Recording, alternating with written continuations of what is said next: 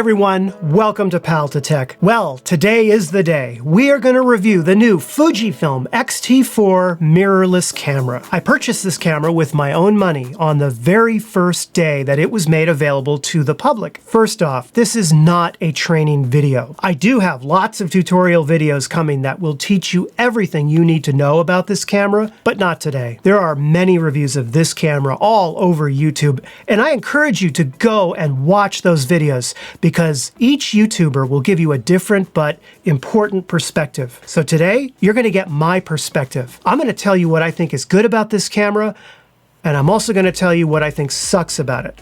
After 3 months of using it, it's time. The X-T4 was released on May 11th. It's now being sold most often as a kit, which would include either the 18-55 or the 16-80mm lens. In the beautiful black Fuji X-T4 box, you get two massive instruction manuals, one in English and one in Spanish. Oh, and something else I found really interesting, they also included a promotional notice for Capture One, right in the box when you first greet the camera. And of course, there is the camera itself. At first glance, the camera, it's very similar to the X-T3. It has the same 26.1 megapixels, the same X-Trans CMOS 4 sensor, and the same image processor, and much of the same ergonomics. If you already have an X-T2 or an X-T3, you can pretty much pick up an X-T4 and feel right at home. The camera is about the same height as the X-T3. It's about 2 millimeters wider. It does have a larger grip, which I personally prefer. I found myself not needing as much the various grip and handle accessories as I did with the X-T2 and the X-T3. Now, once you add the battery and the SD card, the X-T4 weighs in at 607 grams. That's 68 grams more than the X-T3. And I gotta tell you, it definitely feels a bit heavier than the X-T3, but not by much. Of course, the first thing any Fuji user is going to do immediately is flip around the screen. More on that later. The front and rear command dials are now slightly better, I think, than the ones on the X-T3. I can find them easier with my thumb and press them easier, and they feel more solid. One major change they made to the top of the camera was replacing the physical metering dial with the now still and movie selector dial. I do think that it's one of the greatest features of the X-T4. In fact, the other day I was out shooting in full-blown movie mode with all the settings for that, and all of a sudden, out of nowhere, I saw a deer.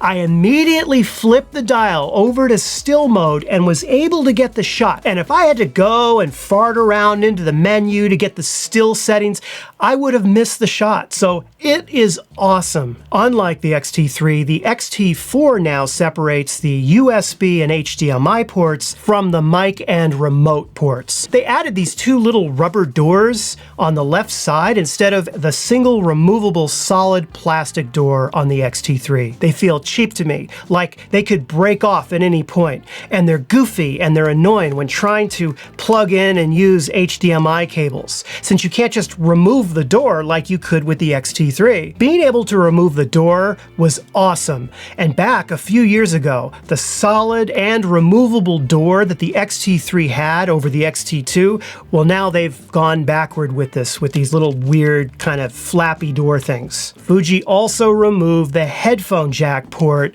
entirely. Their idea was to include instead another dongle for us to have to carry around. I've misplaced this thing several times already, even during the course of shooting this video out and about. And even if you have the dongle, you can't be USB charging or powering the camera at the same time that you might want a headphone monitor your audio levels. Now here's something really strange.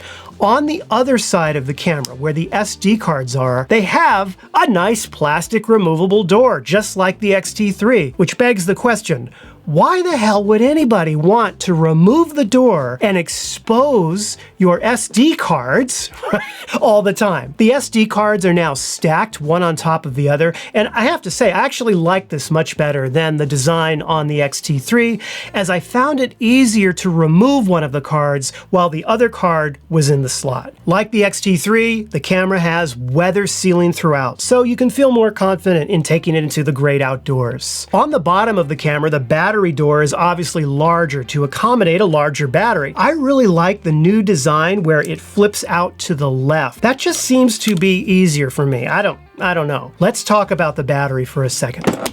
For myself, this was the #1 reason to get an X-T4.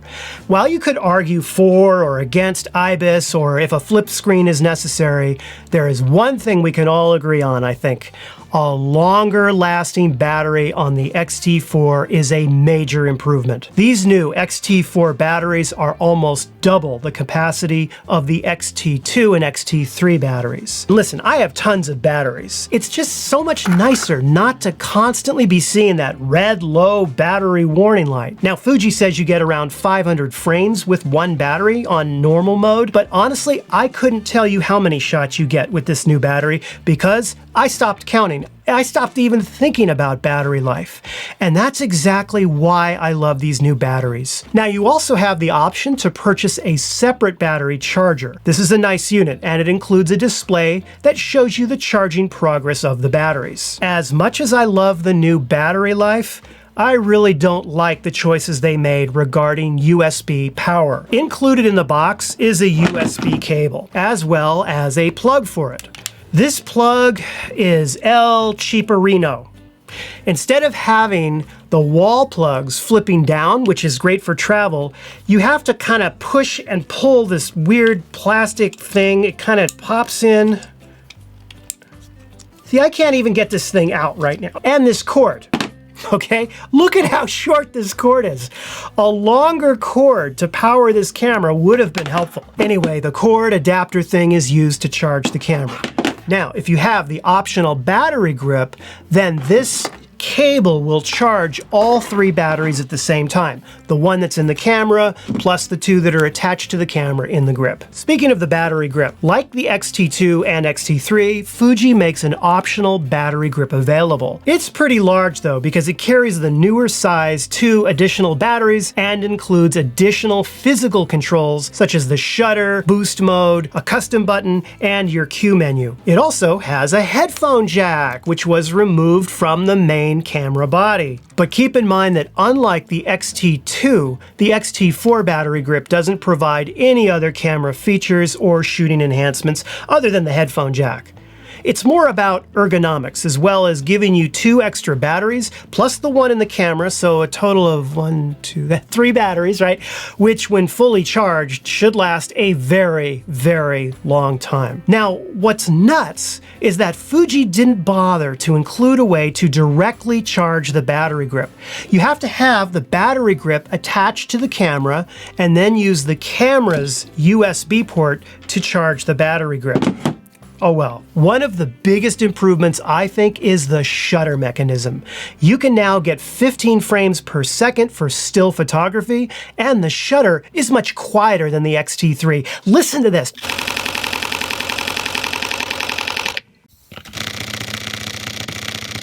Even more impressive than the quieter shutter or the increased speed is the increased lifespan. The X-T4 shutter is now rated for 300,000 actuations. This means that the new X-T4 shutter now has double the shutter life of the X-T3. There are lots of other smaller but important new features added. I don't want to spend any more time on these specs. It's starting to get boring going through all this stuff. I'll have links to all the official specs right down below in the description of this video that you can see. There's no point in me just rattling them all off to you. Let's move on now to the really big and important features. Next to battery life, I think that IBIS is probably the second biggest reason to consider the X-T4. The new IBIS uses magnets instead of springs in the IBIS mechanism, so they were able to get it smaller and lighter than the IBIS on the XH1. According to Fuji, a large portion of their lenses will give you 6.5 stops of stabilization. But let's test it out. Okay. Guaranteed to make my hands nice and shaky to really put this camera through its paces. Okay, here we are, handheld at 1/30th of a second using the 23mm prime lens. As I zoom in, I can see that it's still fairly sharp at 1/30th of a second handheld. Let's take a look at 1/15th of a second. Have a look at that. That's pretty good. 1/15th of a second, 23mm prime lens. Let's go down even further. If I go down to 1/8 of a second. Now remember, I'm holding the camera just like this. 1/8 of a second. Look at that. Now I drop to 1/4 of a second. And of course, yes, you can start to see some blur right here. But you know something? If you pull back, this is a pretty darn usable image. And we are talking at 1/4 of a second handheld. Now, if I go down to 1/2 of a second, it's unusable, it's blurry. Obviously, you're not gonna walk around all the time shooting at 1/4 of a second handheld. However, what I found to be the most helpful benefit of having IBIS on the camera when I was shooting was with longer focal length lenses, like the 50 to 140mm zoom. And without IBIS, this photo would have been even softer by hand-holding at 140mm at 1/125th of a second. I think IBIS is a huge benefit for the 50 to 140mm lens handheld, as you can get a few extra stops of light by being able to lower your shutter speed slightly and not having to raise your ISO. IBIS is definitely a great feature to have on the X-T4. But it's not a magical solution that's going to send you down the path of always getting sharper photographs. There are many cases where IBIS is going to be completely useless. The biggest example I can give you is when you are shooting objects that are themselves in motion. Take a look at this. Here I shot this photo with a 16 to 55mm lens at 1/500th of a second, and we are nice and sharp in the areas that I wanted it to be sharp in, okay? Now, here's the same photo again, this time using 1/15th of a second. Now, the other photo I showed you, shot at 1/15th of a second, looked great. This photo did not. Why is that? Well, it's really simple. Because right as I was taking the photo, the wind came and blew the leaves. You had motion blur of the subject. I'm not saying IBIS isn't a great new feature of the X-T4, because I think it's awesome. What I am saying is, be realistic about IBIS. Put it in its proper place and use it as an additional tool, just one of many in your photography toolkit that you can pull out and use when needed. Now, with regard to IBIS and video shooting, I'm going to go over that in just a little bit in my section on X-T4's video features. Because the X-T4 uses the same image sensor and processor as the X-T3, all of the same image quality that you would get on the X-T3 is right here on the X-T4. Fuji added the classic negative film simulation that was on the X Pro 3, as well as the new Bleach bypass simulation. Bleach bypass gives you a post-apocalyptic look. Keep in mind that this film simulation can be applied to either in-camera JPEGs or added later on to the RAW file in Lightroom, Photoshop, or Capture One. The camera also has a new HDR mode, and when this is set, the camera will take 3 bracketed images and then merge them together into one image. Quite honestly, I didn't find it all that useful. After testing this out a few times, I never really used HDR mode again. I definitely think this camera has better and faster autofocus than the X-T3 for still photographs. Fuji claims that its sensitivity goes down to -6 EV, and although I didn't run any laboratory tests, I can tell you that I'm very impressed with the autofocus performance of this camera. Here, I threw through the camera in continuous high burst mode, set the autofocus to zone continuous, and fired off the shots. The camera nailed every single one of them. With the X-T3, there would have been several it would have missed. Next, I tested face-eye auto tracking for still photographs. While not a dramatic of an improvement as I thought, I still found a slight improvement with the face-eye auto detect. Keep in mind that I tried everything I could do to fool the face, and even with all my crazy testing, this feature did hold up very well. Overall, just like the X-T3, I found this camera to be absolutely wonderful at taking still photographs, capturing fast action with its great autofocus ability, and allowing me to use both Fuji and non-Fuji lenses with lower shutter speeds handheld. Everything I love about the X-T3 for taking photographs is right here in the X-T4, along with a bunch of other little enhancements and improvements. It definitely lives up to the hype with all of them. This is what I actually said back in December of last year. I want a flip around screen. I really, wait. Now, I have a confession to make. When I first started using the X-T4 and this flip around screen for the first few days, I didn't like it. I found some issues with HDMI cords being blocked, the camera strap getting in the way, and the possibility of some accessories like, for example, L brackets not being able to work well with the ergonomics of the flip screen. That being said, after 3 months of use, while I still have all the same issues that I had since day one with the flip screen, I've learned to work around them. In fact, I like the flip screen more and more each time I go out to shoot. I've also gotten into the groove of being able to quickly flip it around in lots of many different directions fast and not lose a beat while shooting. There is one huge feature that I miss on the LCD screen on the X-T3, and that is the ability to hold the camera like this and flip the screen up so that I could have the camera straight down like this, look down,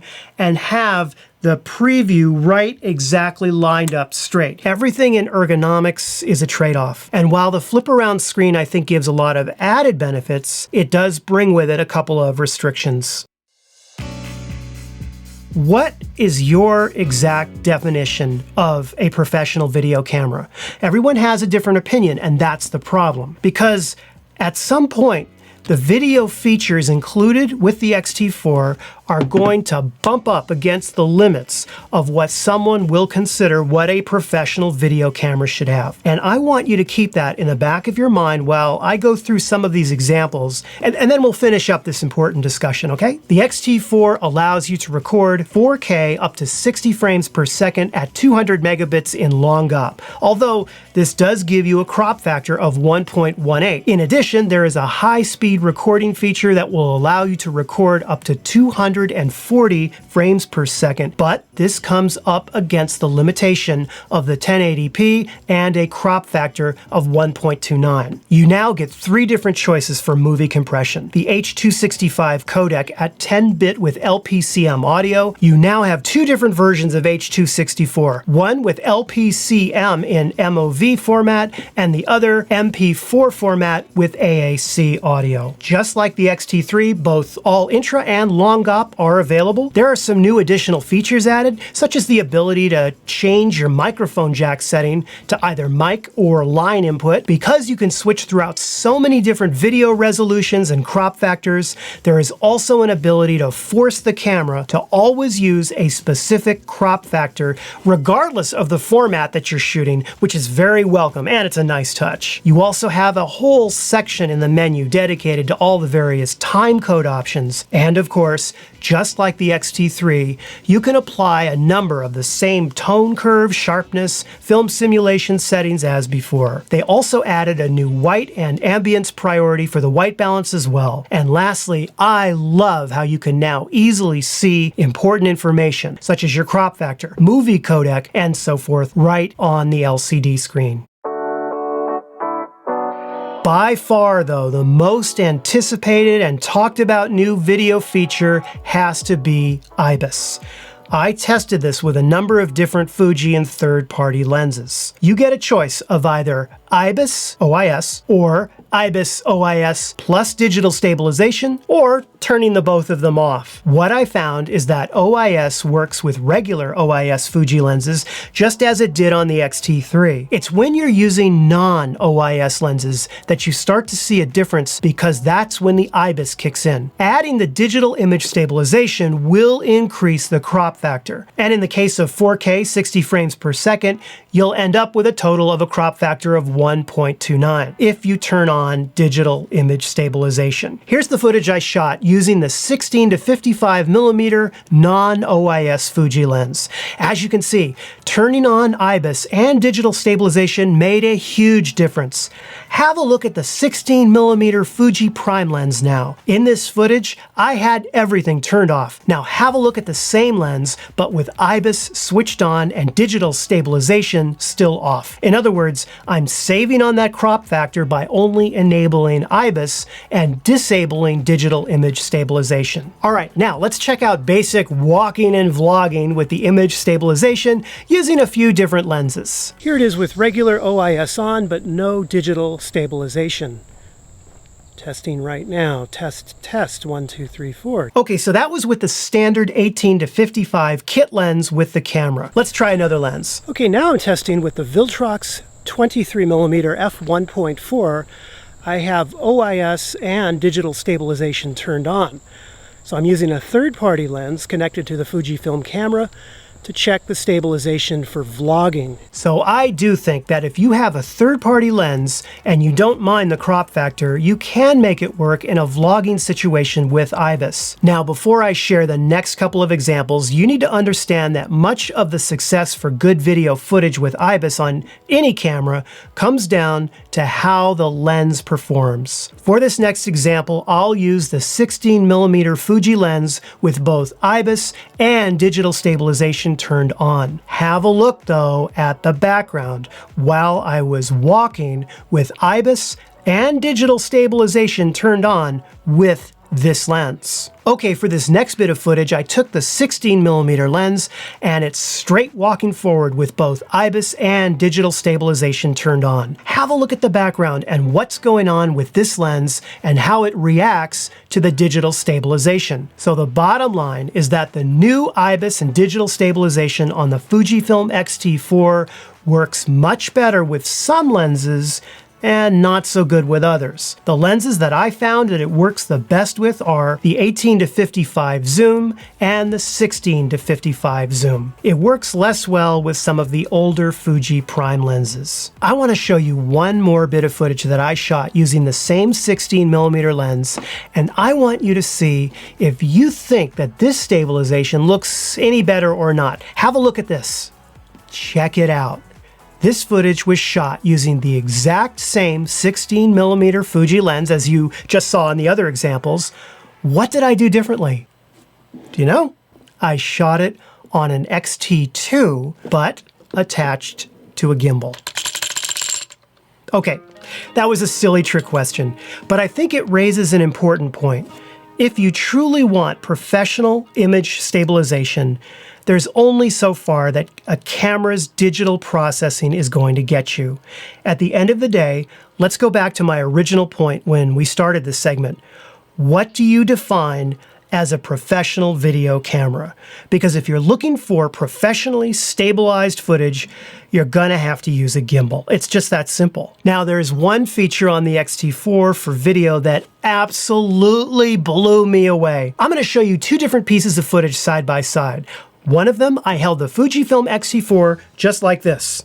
The second one, I had the camera bolted on to a tripod. Have a look at this. Can you tell the difference right away, which is which? This is absolutely incredible that all I did was turn boost mode on. It literally puts you in tripod mode. This really is an amazing feature of this camera. Overall, I found that video autofocus to be a bit better than the X-T3, but not a huge difference. Regarding face-eye auto tracking, I tested both the X-T3 and X-T4, each of them having an 18 to 55 millimeter lens, and I found almost no difference between the two cameras, set similarly with face-eye auto detect for video. What you need to remember about video autofocus, whether it's for the X-T4 or any other kind, is that so much of it depends on two factors: the lenses that you choose and the settings that you make to tell the camera what kind of autofocusing that you want. The camera is not a mind reader. As you can see, the autofocus on the X-T4 is very fast, and that's because I had autofocus speed set all the way up to 5 and tracking sensitivity set all the way down to 0. That gives me lightning fast autofocus switching when out shooting. If I reverse those settings completely and I switch them around, look at how long it takes for a lens on the X-T4 to catch the focus. And this plays into factor when you have a situation where a subject is moving very rapidly toward you or side to side. Look at the autofocus under normal settings with the 56mm f1.4. Miserable. Ugh. Even though the 56mm I think is an incredible portrait lens, I would never ever use the 56mm on the X-T4 for video shooting. The bottom line here is that good autofocus is never just about the camera. It's about how well the camera and the lens systems work together. One of the other heavily promoted new video features of the X-T4 is the 240 frames per second slow motion effect. That being said, I don't think having 240 frames per second output at 1080p is as big a deal as people are making it out to be. Have a look at these two clips side by side. Yes, the X-T4 is definitely slower, and having that little bit of latitude when you edit certainly helps. Before I made this video review, I always used to think that 240 frames per second would be about what you would want for breaking glass. Well, I decided to smash a very large mirror. I figured 7 years of bad luck would be worth this video for you. Anyhow, it came out okay, but I would have liked to have been able to slow it down more. So bottom line, I think the 240 is a nice feature to have, but it's not this killer feature that I just can't live without. There's been a lot of talk about overheating issues on the Fujifilm X-T4 camera. So I'll tell you what I found. If you're shooting in a room temperature of 76 degrees Fahrenheit and you have the camera set to 10-bit 4K 60 frames per second at H.265, you will see a battery warning icon appear after 10 minutes. Then 5 minutes later, the camera will shut off. Basically, 15 minutes of shooting in 76 degrees Fahrenheit is what I found will happen. If you're shooting 4K at either 30 or 24 frames per second, then you're going to have no problems, and the camera will allow you to shoot all the way up until its 30-minute restriction.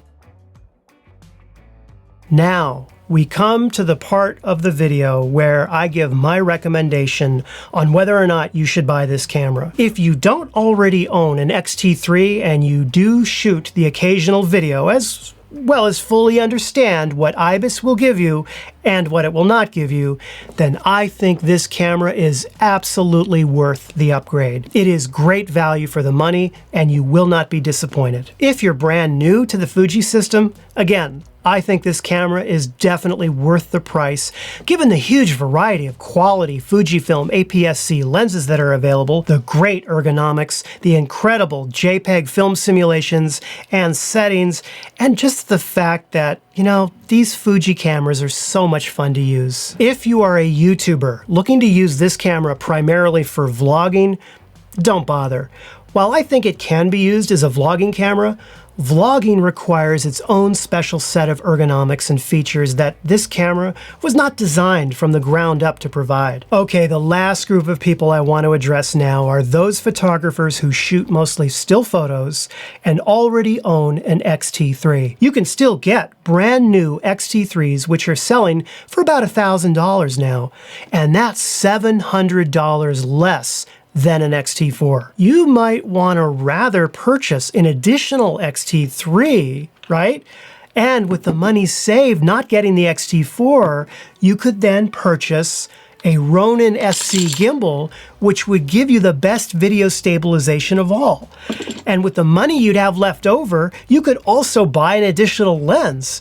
But that's just me. However, if you want the very best hybrid stills and video camera in APS-C format, then I believe the X-T4 is the camera for you. If you're expecting professional video, keep in mind that you need to really ask yourself, what do you mean by professional video? Because while I love this camera for video, it is not, in my opinion, a professional cinema video camera such as the Canon Cinema EOS C200. The record time limits, the overheating issues, and the lack of a standard HDMI port alone, for me, take it out of the realm of professional cinema digital camera. When you factor in the price, that changes everything. And with the X-T4, you are getting as good of a hybrid video camera as I believe the technology in this size and form factor will currently allow today. Here's an idea. You can actually rent an X-T4 for 7 straight days for about $100. Go rent one. It will be the best $100 investment you make. And then you can be absolutely sure that the ergonomics and additional IBIS features are worth the extra cost. As I mentioned in the very beginning of this video, I purchased the X-T4 on the very day it was released. I got so excited, you know. I had this whole introduction that I was shooting where I wanted a drone to fly in and land the camera on a tripod. And I actually started shooting that segment. And then when that didn't work out, it was too dangerous. Don't try that at home.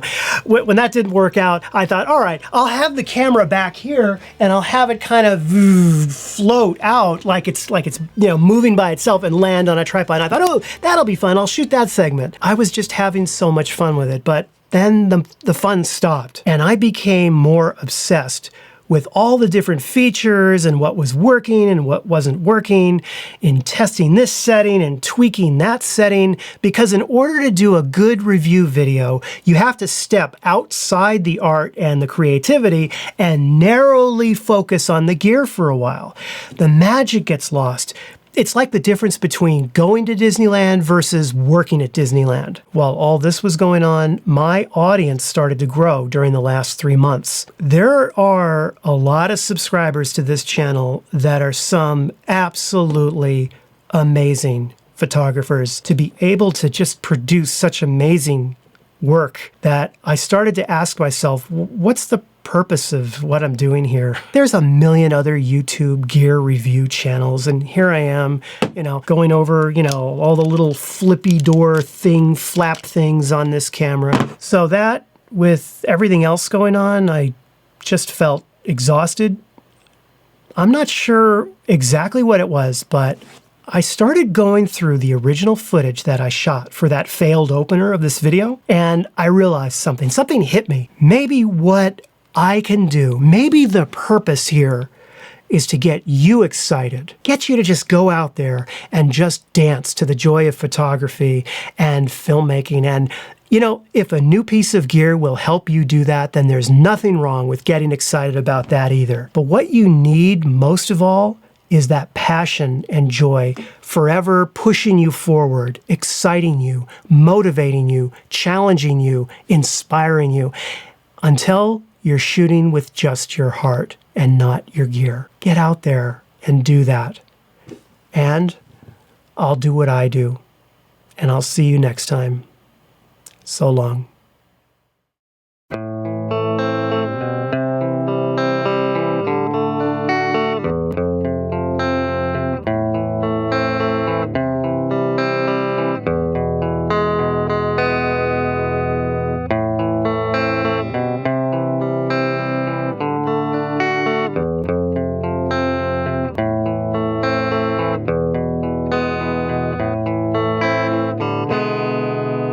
Yeah.